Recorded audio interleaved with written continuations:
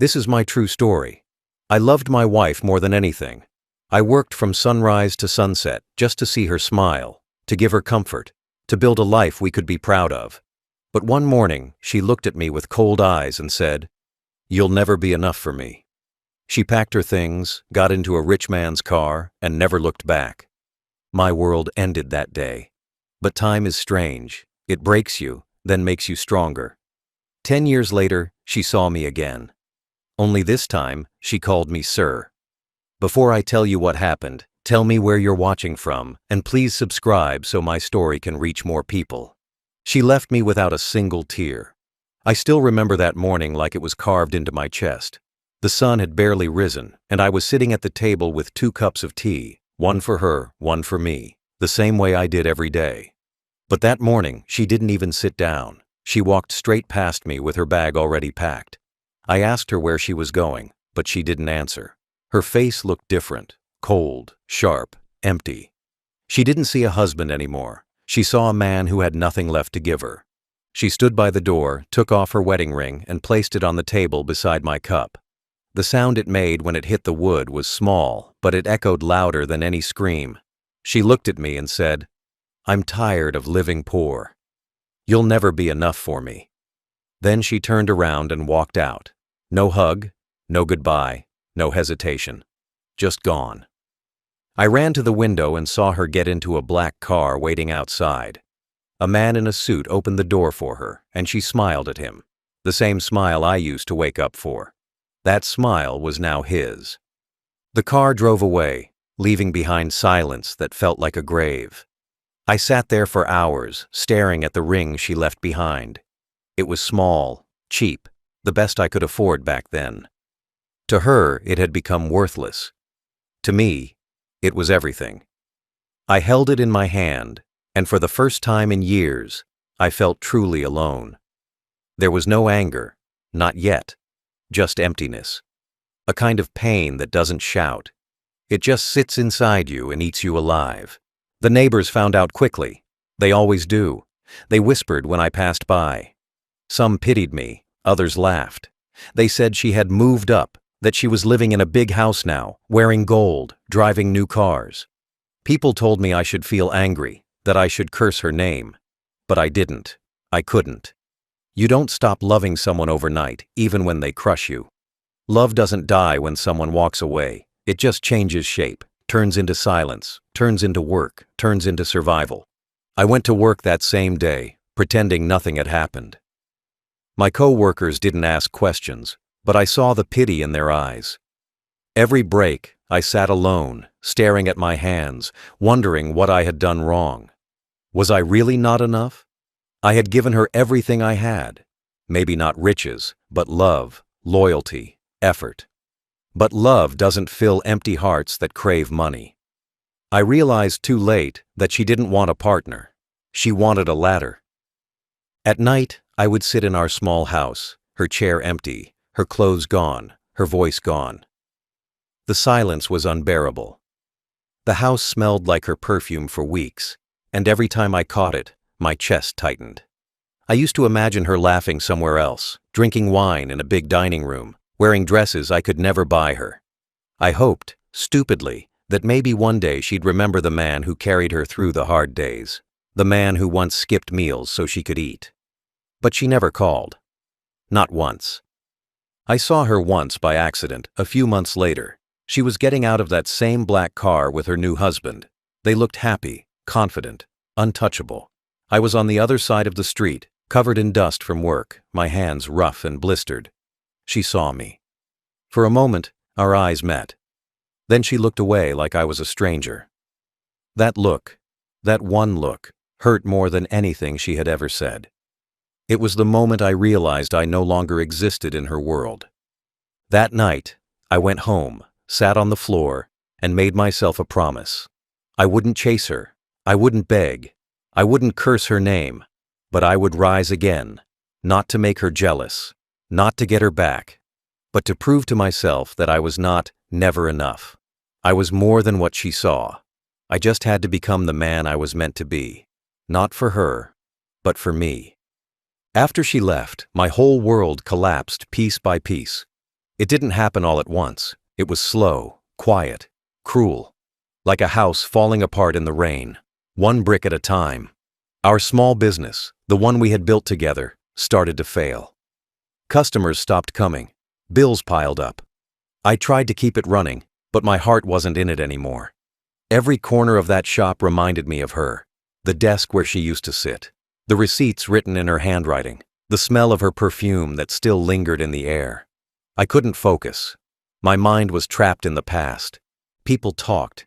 They said she had married rich, that her new husband was powerful, that she was living like a queen. They said I should move on, find someone else. But how do you move on when the person who walked away took all your faith with them? I stopped sleeping properly. Every night I'd lie awake, staring at the ceiling, thinking about what I could have done differently. Maybe if I'd worked harder. Maybe if I'd bought her more things. Maybe if I hadn't believed love was enough. Money ran out fast. I sold my watch, then my car, then the small gold chain she once gave me on my birthday. It hurt to let it go, but hunger hurts more than memories. I remember one night, I sat in the dark eating bread and water for dinner, my hands shaking from exhaustion. I was so tired, not from work, but from trying to keep hope alive when there was nothing left to hope for. My friends stopped visiting. They didn't want to be near failure. In their eyes, I had become a sad story. The man whose wife left him for money. They avoided me like my pain was contagious. I stopped blaming them after a while. People don't like to stand next to broken things. It reminds them how easily life can turn. The debts grew. The bank came for the shop. I watched strangers carry away the shelves, the furniture, the last pieces of the dream we once shared. It was like losing her all over again. When the door closed for the final time, I stood outside, staring at the empty sign, and felt like my own name had been erased from the world. After that, I drifted. I took whatever work I could find, cleaning jobs, delivery work, anything that paid enough to buy food. There were nights I slept in cheap rooms that smelled of mold, mornings where I looked in the mirror and barely recognized myself. My face had aged fast, my eyes dull, my shoulders heavy. But even then, something inside me refused to die. Some small part of me kept whispering that I wasn't finished yet. Once, while delivering boxes to an office, I saw a woman who looked just like her. For a moment, my heart stopped. But when she turned, it wasn't her. Still, that moment stayed with me. It reminded me that she was out there somewhere, living a life she thought was better. And I was here, rebuilding mine from ashes. It hurt. But it also pushed me. Pain can destroy you, or it can wake you up. I chose to let it wake me. The lowest point came when I couldn't afford rent anymore. I packed what little I had into a bag and walked out without a destination.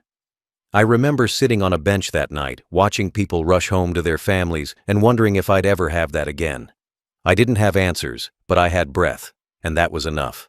I told myself that if I could survive the night, I could survive the year. And if I could survive the year, I could survive anything.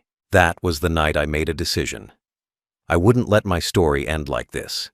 She had walked away, but I was still standing. My heart was broken, but my will wasn't. If life had taken everything from me, I'd take it back, piece by piece. Not through anger, but through work, through silence, through the kind of strength that no one can see until it's too late to stop it. The struggle started quietly, like a slow climb out of a deep, dark hole. I had nothing left but my hands, my health, and my will. I started with small jobs, cleaning construction sites, loading trucks, fixing broken furniture for a few coins. It wasn't much, but it kept me alive. Every day felt like a battle between giving up and holding on. I'd wake up before dawn, wash my face with cold water, and tell myself, just one more day. That became my rhythm. Survive one more day, and then another, and then another. The world doesn't care about broken men. When you fall, no one reaches out. You either learn to crawl again, or you stay in the dirt. I learned to crawl. I worked for people who looked down on me, people who paid late, shouted loudly, and treated me like I was invisible. I didn't argue. I needed the work more than I needed pride. Pride doesn't feed you. But somewhere deep inside, a small fire was still burning. Every insult, Every long night, every time someone called me old man or failure, I stored it quietly. I didn't fight back, but I remembered. At night, I studied. Not for school, not for anyone. For myself. I read about business, about management, about people who started from nothing and built their empires with their bare hands. I didn't have a teacher or money for courses, so I borrowed books, old newspapers, anything I could find. I wanted to understand how the world worked. Not the world of feelings that had betrayed me, but the world of power that had ignored me.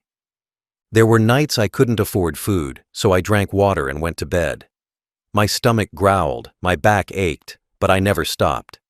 Pain became my teacher. Hunger became my motivation. Every hardship felt like another test I had to pass before life gave me a second chance. I told myself that if I could survive the betrayal, I could survive anything. And slowly, I began to believe it. One day, I met an old friend who worked in a small factory. He offered me a job as a helper. It wasn't glamorous, but it was steady. I accepted without hesitation. I swept floors, fixed broken tools, carried boxes, and learned everything I could about the machines, the workers, and the system. I watched how things moved, how money flowed, how leaders made decisions, how people followed strength. The owner noticed my dedication and started giving me small responsibilities. That was the first time in years someone trusted me again. I saved every penny. No new clothes, no luxuries, no distractions. I ate simple meals, wore the same shoes until they tore apart, and kept my head down. Slowly, my savings grew. I didn't tell anyone my plans. People talk too much when they don't understand quiet ambition. I wanted my actions to speak, not my words. When I had enough, I left the factory and started my own small repair shop. Just a few tools, one rented space, and a dream that I wasn't ready to bury yet. The first few months were hard. No customers, no reputation, just me sitting there every day, waiting. But hard work always finds its reward. One client led to another. Slowly, my hands that once built a broken marriage began to build a new future. I still thought about her sometimes, the woman who left me behind. I wondered if she was happy. I wondered if she ever missed me. But the more I worked, the less it hurt. Work doesn't erase pain, but it gives it somewhere to go. It turns heartbreak into movement, into progress, into strength.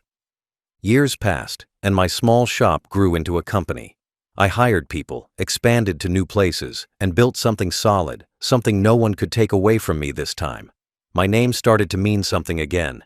People who once ignored me started greeting me with respect. I didn't smile much, but inside, I felt alive for the first time in a long while. I didn't know it yet, but the same world that once laughed at me, the same people who called me poor, weak, and nothing, were about to see what a broken man looks like when he decides to rebuild himself from dust. The climb was slow, painful, and lonely. There was no miracle, no luck, just years of sweat, sleepless nights, and silent determination. I started my mornings before sunrise and ended them long after midnight. My hands were always sore, my eyes always heavy, but I never stopped. Every small profit I made, I reinvested. Every mistake I made, I studied. I learned to see failure as a lesson, not as a wall. The more people doubted me, the harder I pushed. I didn't want revenge anymore. I wanted peace. I wanted to build something that would stand long after my pain was gone. I remember the first time I signed a contract with a big client. It was a small deal compared to what I'd later achieve, but that moment felt like a mountain. I looked at my name on the paper and thought about the man I used to be, the one sitting alone, heartbroken, worthless. That man had died the day she walked out, and from his ashes, someone stronger had been born. I didn't have much, but I had something more powerful than money, discipline. And that discipline built my new life one brick at a time. As my business grew, people began to notice. Some remembered how I used to struggle, how I worked for pennies. They came with praise now, pretending they had always believed in me. I smiled politely, but never forgot. I had learned that people respect success, not effort. They love winners, but abandon fighters. That realization hardened me, made me colder, but also sharper. I learned to trust actions, not words. The more I grew, the more I invested, not in luxury, but in expansion. I bought equipment, hired workers, opened new branches. I built a team of people who once struggled like I did. I didn't care about fancy suits or big offices. I cared about growth. I cared about being unshakable. Soon, the company that began in a rented room became something bigger than I had ever dreamed. But success is quiet at first. It doesn't shout. It builds slowly while no one's looking. By the time people notice, it's too late to stop it. 1 year turned into 5, and 5 into 10. My company was everywhere now. My name had weight again. The same banks that once rejected me were now calling to offer loans. The same people who mocked my poverty now asked for jobs. I had finally climbed out of the pit I'd been thrown into. Not with anger, but with persistence. I often thought about her during those years. Not with love or hatred, but with understanding. She had chosen comfort over loyalty. I had chosen pain over surrender. In the end, our choices built our destinies. I didn't know where she was, didn't care to ask, but sometimes I wondered what she'd say if she saw me now. The man she once called, not enough. I wasn't rich yet, not the kind of rich her world admired, but I was powerful in a way money alone couldn't define. I had built something real. Then came the turning point. A large corporation offered a partnership. I took the risk. It worked. My company expanded internationally. For the first time in my life, I could breathe without worry. I could sleep without fear. I had enough money to live 10 lifetimes, but I still woke up early every day because hard work had become part of my blood. Still, there was an emptiness that success couldn't fill. I had everything I thought I wanted: wealth, respect, stability, but no one to share it with. My house was big, but quiet. My table was full, but I ate alone. That's when I realized something cruel about life. It gives you what you worked for, but not always what you lost. One evening, as I sat in my office signing another deal, my assistant came in with a file. It was a list of companies we were buying next quarter. I didn't pay much attention until one name caught my eye. My pen froze mid-signature. I read it again slowly. Axton Holdings. My heart skipped. That name, that company, belonged to her husband, the man she left me for. I leaned back in my chair, silent. 10 years of pain, struggle, and rebuilding had brought me right here, to the edge of irony itself. I didn't plan revenge, but life did it for me. When I saw that name, Axton Holdings, on the document, I couldn't move for a while. It felt like time had stopped. My heart didn't race, my hands didn't shake. I just sat there, staring at the paper. It was almost unbelievable. The company that once symbolized everything I had lost was now sitting in front of me, waiting to be signed over into my name. Life had gone full circle, without warning, without noise. I didn't smile. I didn't feel joy or triumph. What I felt was heavier, something like justice, but colder. I hadn't looked for them in years. I didn't even know what had become of her or the man she left me for. The last time I saw her, she was glowing in luxury, wearing gold, stepping out of cars I could never afford. And here I was now, sitting in a room that was bigger than that car, holding the power to own everything they had built together. Life doesn't forget. It just waits. I asked my assistant for a full report on the acquisition. When I read it, I saw how deep their fall had been. The company was drowning in debt. The rich man she chose was no longer the powerful figure people once feared. He had made bad deals, taken bigger risks, and lost control. Their empire was cracking from the inside. I closed the file and sat back, silent. There was a strange ache in my chest, not out of pity, but out of realization.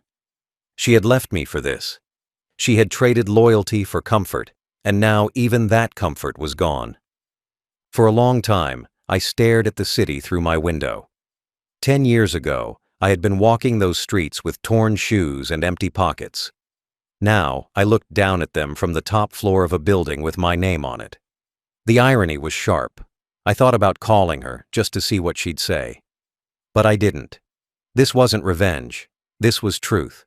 And truth doesn't need to announce itself. It just stands quietly, undeniable. The deal went through quickly. My lawyers handled everything. I didn't even have to attend the meetings. The man she left me for, her husband, didn't even know who the new buyer was. That was the best part. He thought he was negotiating with another firm, another faceless investor. He never realized that the man he stole her away from now owned the company he was begging to save. That's how quiet power works. It doesn't shout. It just moves. I remember the night before the final approval. I couldn't sleep, not because I was excited, but because my mind was full of old memories.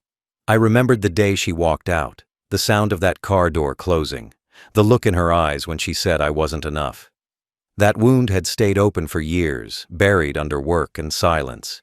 Now life was closing it for me, not with kindness, but with balance.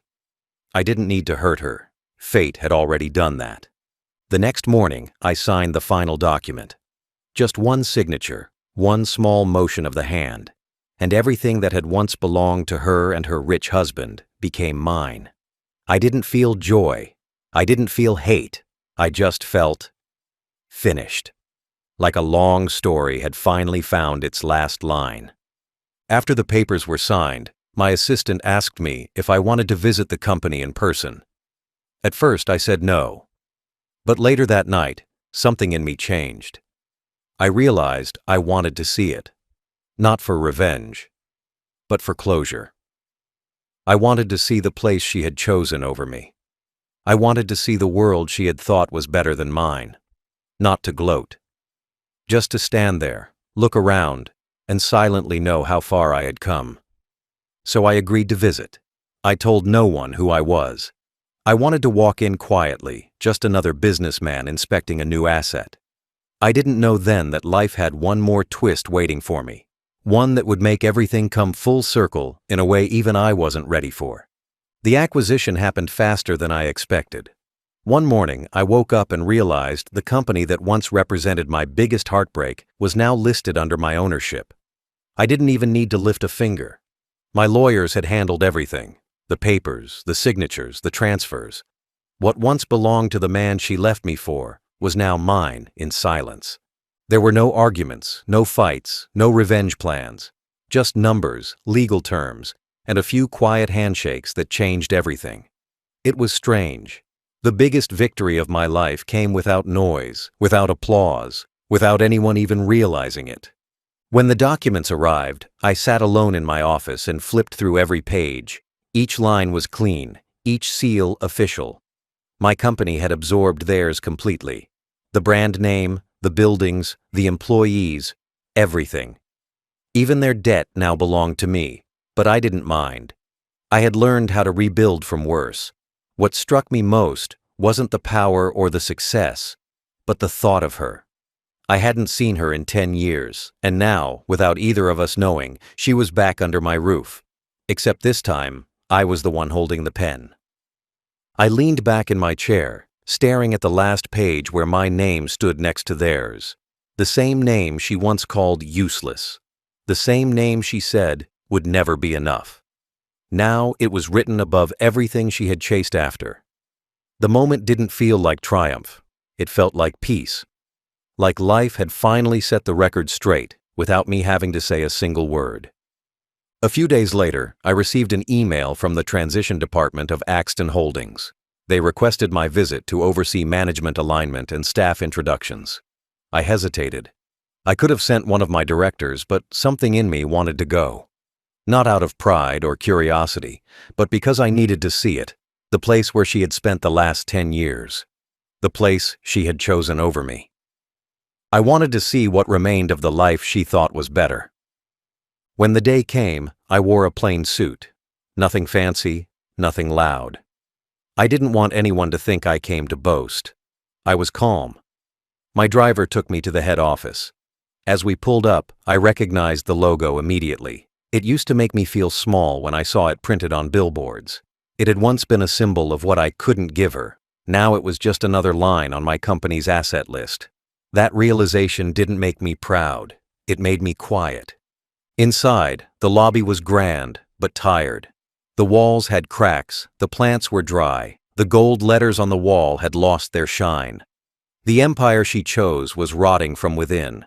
Employees walked fast, eyes tired, faces stressed. The air felt heavy.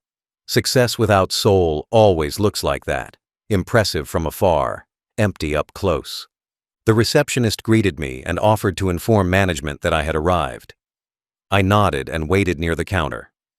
My eyes wandered around the place, not looking for anything in particular. And then I saw her. She was standing behind the desk, arranging files. For a second, my mind refused to believe it. Her hair was shorter, her face thinner, her movements slower. But it was her. The woman who had once left me without a word was now standing just a few feet away, wearing the same company badge that bore my name. I didn't move. I didn't speak. I just watched her. Life had brought us back together, not as lovers, not even as equals, but as strangers connected by a silent truth she didn't yet know. She didn't notice me. She was too focused on her work, too busy surviving in the world she had once chosen. For a brief moment, I felt something deep, not revenge, not anger, but pity. The kind of pity that comes from seeing how time humbles us all. Then the manager called me in, and I turned away. She still didn't see me.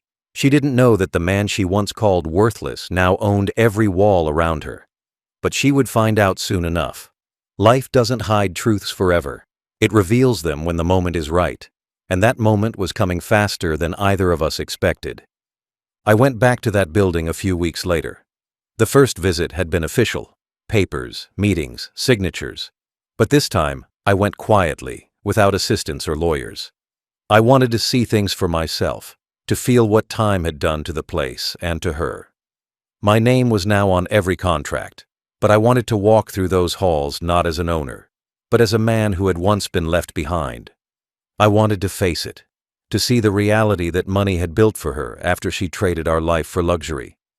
It was early morning when I arrived. The office was just opening.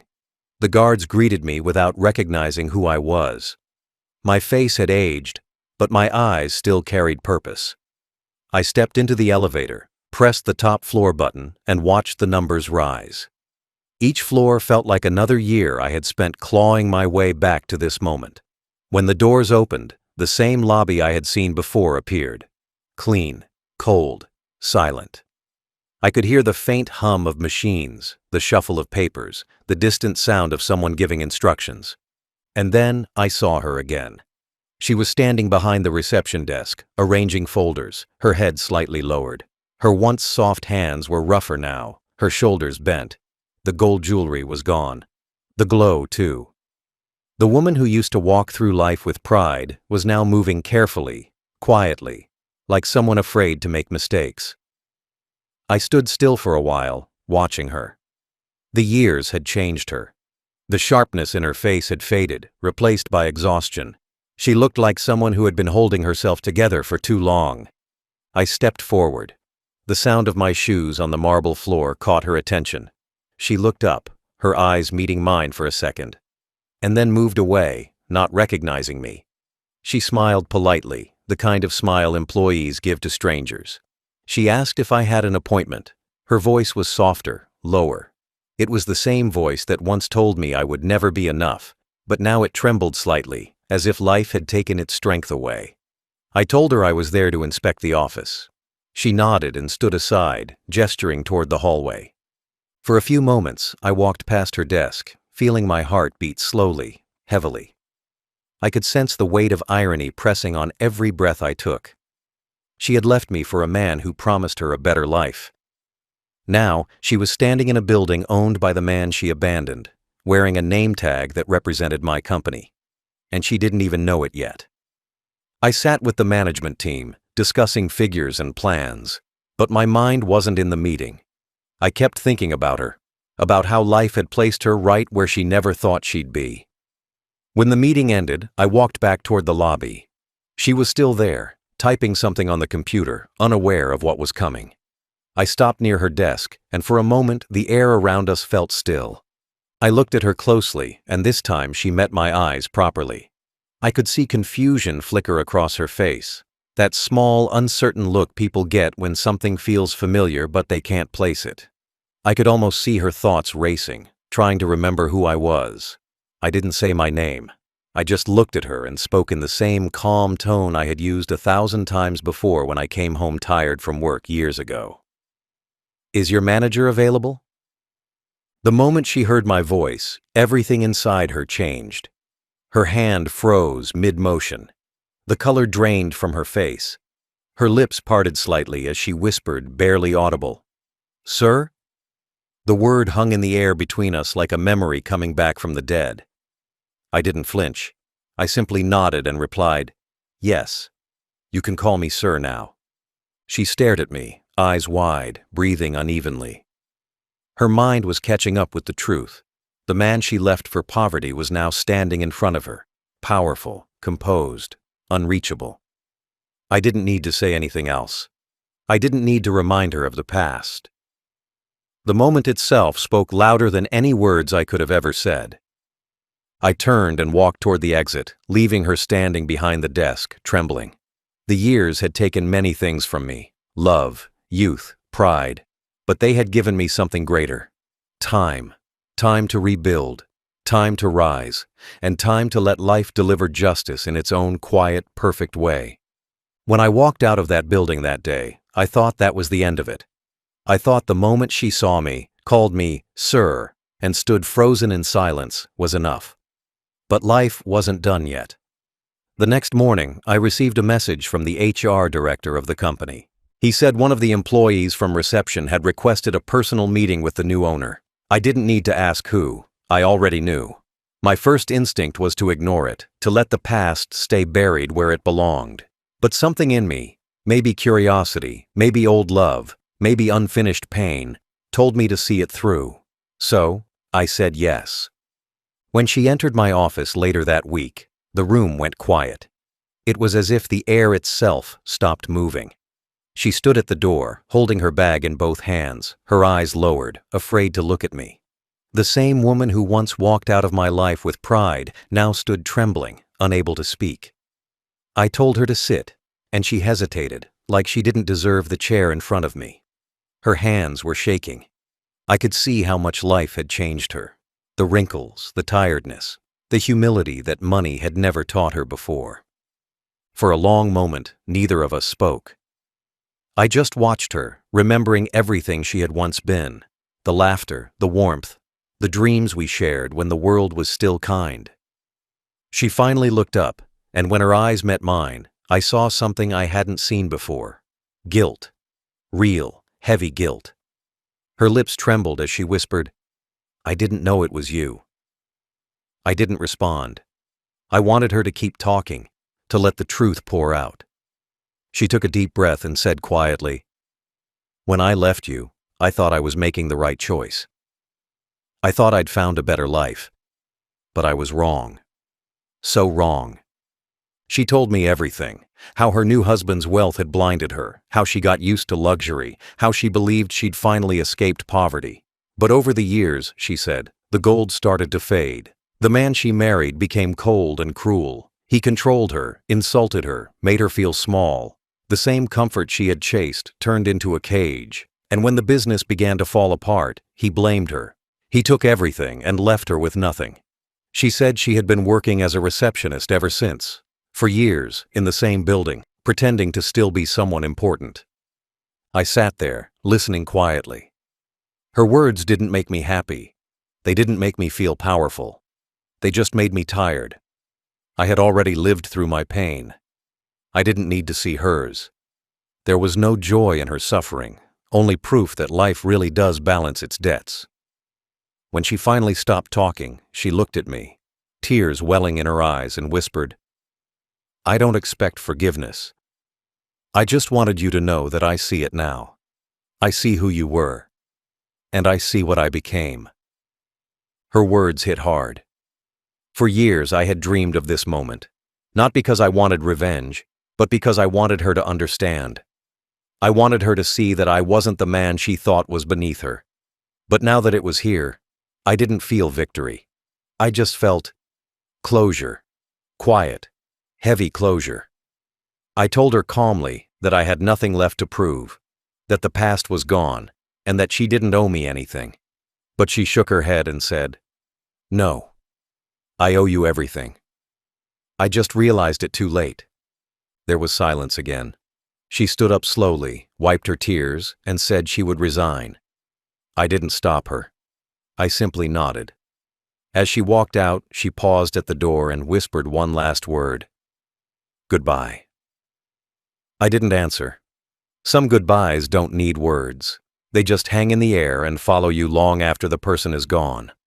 When the door closed, I leaned back in my chair and let out a long breath. My chest felt lighter. The wound that had once bled for years finally closed completely. Not because she apologized, but because I no longer needed her to. The man she left behind had died a long time ago. The man sitting in that chair now had peace, and peace was worth more than any revenge. After she left my office that day, I sat there for a long time, staring at the empty chair she had been sitting in. The room was silent, but my mind was loud. Every memory of our life together came rushing back. The laughter, the small dinners, the nights we planned a future we never reached. For a moment, it almost felt like time had folded in on itself, like I was back in that old house again, watching her walk away with her suitcase. But this time, it was different. This time, she was the one walking away broken. Life had reversed our roles, and I was the one left standing. The next few days, I learned that she really had resigned. She didn't even collect her last paycheck. She just vanished, the same way she had 10 years before. No calls, no letters, no explanations. But unlike the first time, I didn't wait for her. I didn't sit by the window hoping she would return. I didn't chase her car. This time, I let her go in silence. Because now I understood something cruel about love. Sometimes the only way to win is to walk away without looking back. Still, the emptiness stayed for a while. I tried to focus on work, on meetings, on the constant hum of business, but my thoughts kept drifting. I wondered where she went, if she had anywhere to go. I wondered if she still had anyone left. A part of me, no matter how much I tried to ignore it, still cared. That's the hardest part about being human. Even when you're right, your heart still aches for the people who hurt you. I told myself I was done, but my soul still whispered her name in quiet moments. Weeks passed, and news started spreading. Her husband, the rich man she left me for, had been arrested for fraud. Everything they owned was gone. The house, the cars, the money, all seized. She had nothing. Some of my employees whispered about it, not realizing I could hear them. They said she was seen in a small neighborhood, living in a rented room, looking thinner, older, and lost. I listened without reacting. I didn't gloat, didn't smile, didn't say a word. Life had already delivered the punishment I never asked for. I didn't need to add cruelty to what fate had already done. One evening, after everyone had left the office, I sat alone and opened the drawer where I kept old things. Photos, letters, memories I should have thrown away long ago. There was one picture of us, taken when we were still young, still foolish, still dreaming. I looked at it for a long time. She was smiling, holding my hand. Back then, we had nothing but hope, and somehow, that was enough. I realized that the woman in that photo had died long before she ever left me. The one who came to my office weeks ago was only what was left after greed had stripped everything good from her. I closed the drawer and turned off the lights. I wasn't angry anymore. I wasn't hurt. I was simply done. She had called me sir because she no longer had the right to call me anything else. The title she gave me that day wasn't about power. It was about truth. She finally saw the difference between wealth and worth. The next morning, as I drove through the city, I passed by the old street where we used to live. The little shop we once ran was gone, replaced by a cafe. I parked nearby and sat for a while, watching people walk by. No one knew who I was. No one knew what story lived inside me, and I liked it that way. Sometimes peace isn't found in revenge or recognition. It's found in finally being free from needing either. As I sat there, I realized something. The collapse wasn't hers alone. We both had fallen once, she from pride, me from heartbreak. The difference was that I learned how to rebuild. She didn't. The world had taken everything from me once, but I had built it all again with my bare hands. And now, life had taken everything from her, not because I wanted it, but because she had built her world on someone else's lies. When I left that street, I didn't look back. The man who once begged her to stay no longer existed. The man who drove away that morning had made peace with his past. I didn't need her to suffer, and I didn't need her to remember. It was enough that life had reminded her who I truly was, not the poor man she left behind, but the man she should have believed in. Justice didn't come with noise or celebration. It came in silence, slow, steady, and exact. I didn't plan it. I didn't chase it. I simply lived long enough for truth to do its work. Life has a strange way of balancing things. It doesn't forget who was kind when no one noticed, and it doesn't ignore those who threw kindness away. It just waits for the right moment. And when that moment comes, it doesn't shout. It whispers. It was in that whisper that I finally found my peace. Months passed after she resigned. The world moved on, and so did I. My company grew stronger, expanding into new markets, hiring better people, opening more offices. I focused on work, on the people who stayed loyal, on building a future without looking backward. But no matter how far I went, every now and then, a memory would surface. Her laughter, her face in the morning light, her voice when she once said we'd grow old together. It wasn't pain anymore. It was just an old echo, fading slowly with time. One day I was invited to a charity event. It was organized by one of the local community centers. I almost didn't go. I rarely attended public events. But something inside me said I should. When I arrived, I noticed a small group of volunteers handing out food and blankets to the poor. And among them, standing quietly in a plain dress, was her. My chest tightened, not from anger, but from disbelief. She looked older now, her hair streaked with gray, her face tired but calm. She wasn't surrounded by luxury anymore. She wasn't wearing jewelry or pretending to be someone she wasn't. She was just there, helping others, quietly, without asking for attention. I didn't approach her. I stood at a distance and watched. She didn't see me, and maybe that was for the best. She smiled faintly as she handed a blanket to a small child. For the first time in years, I saw a glimpse of the woman I once loved, not the one who chased wealth, but the one who had once held my hand in hard times and said everything would be okay. It hit me then that life had already given her the biggest punishment of all: understanding.